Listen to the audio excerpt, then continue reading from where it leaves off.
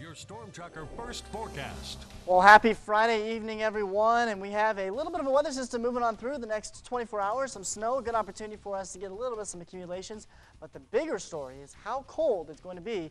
I'll have a detailed breakdown of that in my 7-day forecast just minutes away. Fair, accurate, to the point. The 5:30 news starts now on KBZK, Montana's news station.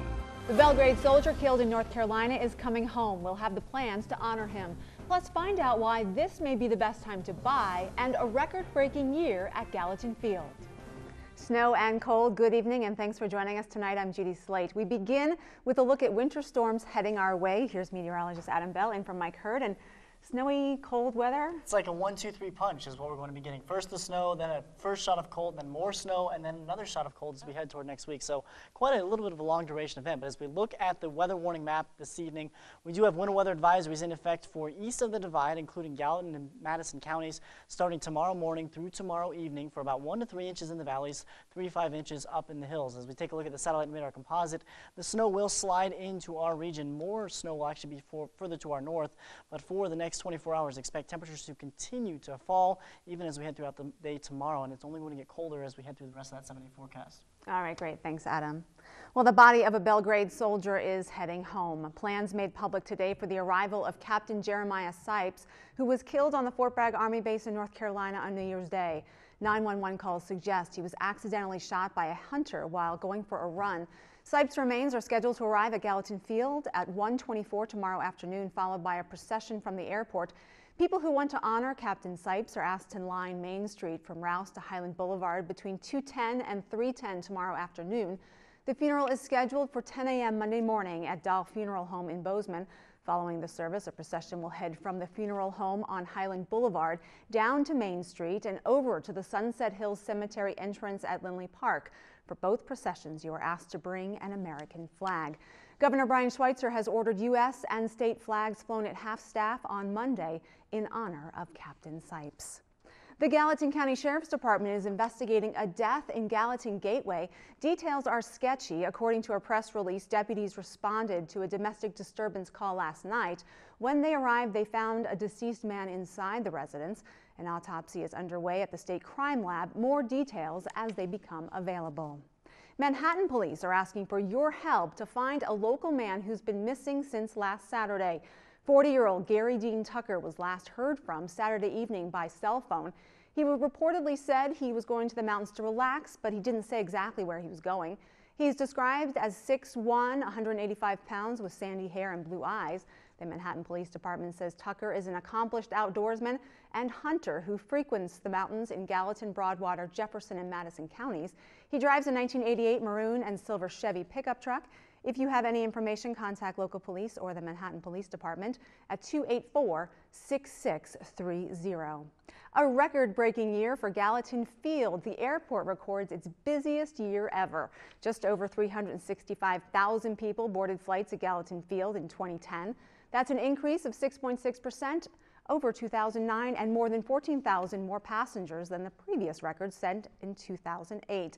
Meantime, the new $40 million terminal the expansion is scheduled to be completed this summer. And another record set, this one at Yellowstone National Park. During the 2010 calendar year, more than 3.6 million people visited the world's first national park, 10.5% higher than recorded in 2009. We're in tough economic times, and people are really watching their spending, but they still want to get away. And you can come to a place like Yellowstone and sort of scale up or scale down your visit depending on the time and the money you feel that you can devote to a trip. Monthly records were set for 5 of the 12 months of 2010. All park entrances recorded annual visitation increases compared to 2009. The west entrance continues to be the park's busiest, which hosted 1.5 million recreational visitors last year. The high numbers have a positive impact on the area's economy. All of those visitors spend money on lodging or campgrounds, groceries, meals, other sites, gifts. We know that we're a core focus of visitors, but they spend a lot of time and a lot of money all around this area. This is the third time in 4 years the park has set a record. Montana Congressman Denny Rehberg is appointed chairman of the House Appropriations Subcommittee that deals with about a quarter of federal spending. Rehberg is now chairman of the House Subcommittee on Labor, Health and Human Services, Education and related agencies. We spent a lot of time on tax reform, health reform, education reform. It never seemed like we spent any time on spending reform, and I was continually beating on my leadership to pay particular attention to a situation where we'd someday find ourselves in a position of having more needs than we could pay for. Rehberg will also sit on the Energy and Water Development and Related Agencies Subcommittee and the Legislative Branch Appropriations Subcommittee. A 26-year-old Dillon firefighter sentenced today for starting a fire. Christopher Clark was sentenced to 2 years probation and must pay more than $1,000 in restitution. Prosecutors say Clark started a fire in Beaverhead Deer Lodge National Forest back in October of 2009 and later worked on the crew that extinguished the blaze. Funeral service today for longtime District Judge Frank Davis, who died peacefully at his home in Dillon January 1st. He was 89. Judge Davis was known not only for presiding over some of the state's most prominent cases, but also for his humanity. Travis Clark reports. Those who knew Frank grew to love Frank. He was a terrific guy, a very warm heart, and touched all those who came in contact with him. Family and friends filled St. Rose of Lima Catholic Church in Dillon this morning to remember and say goodbye to a prominent Montana judge, Frank Davis. Davis served as district judge from 1982 to 2000. He was on the bench for the well-known Mountain Man trial and the abduction of biathlete Carrie Swenson.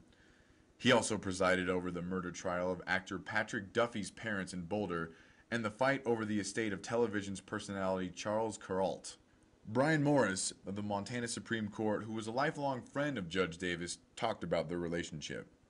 Well, he was Santa Claus when I was 6 years old. He'd show up at our house dressed in a Santa Claus suit. He went all out on everything he did. I stayed friendly with him all the way through my school years, and I came back to Montana and practiced law, and I was lucky enough to have cases in front of Frank over the years. And that's who Frank Davis was, more than just a judge. Davis was born in Tennessee in 1921. He served in the U.S. Army Corps in Europe during World War II, in which he earned a Bronze Star and a Good Conduct Medal. While in the service, Davis met Joan Follett of Dillon, and they were married on VE Day. After the war, he earned his law degree at the University of Tennessee and moved to Montana, where he practiced law for 3 decades before his judgeship. And in those 3 decades, he was not only considered a fair judge, but a mentor to those who he worked with. Well, he was very engaged in his judge, loved to work with the lawyers and sometimes give you advice on what you should be doing, correct you. Very concerned about trying to do the right thing, both by the law and by equity. For Montana's news station, I'm Travis Clark. Well, it's just what you'd expect to hear from a realtor. The time to buy a home is now. But our Jessica Hoppy learned that what the realtors are saying could be good advice. For the most part, 2010 showed signs of improvement, according to local realtor Rich Mayo. He says volume was up in Gallatin County with 749 homes sold. Median sales price dropped to $244,000, down from $258,000 in 2009. The average time in the market stayed about the same at 117 days. Bozeman is a great place to live, and a lot of people want to be here, and that continues to be the case before and after the big bubble. Rich says the bubble occurred from 2005 to 2007 when this area saw the highest prices. So if you bought prior to the bubble, you should have a fair amount of equity in your home. As for now, he says people are getting more for their money. People are actually building new homes in the 250 range, and they're selling almost as fast as they can build them. But they're homes that maybe 3 years ago would have cost $300,000.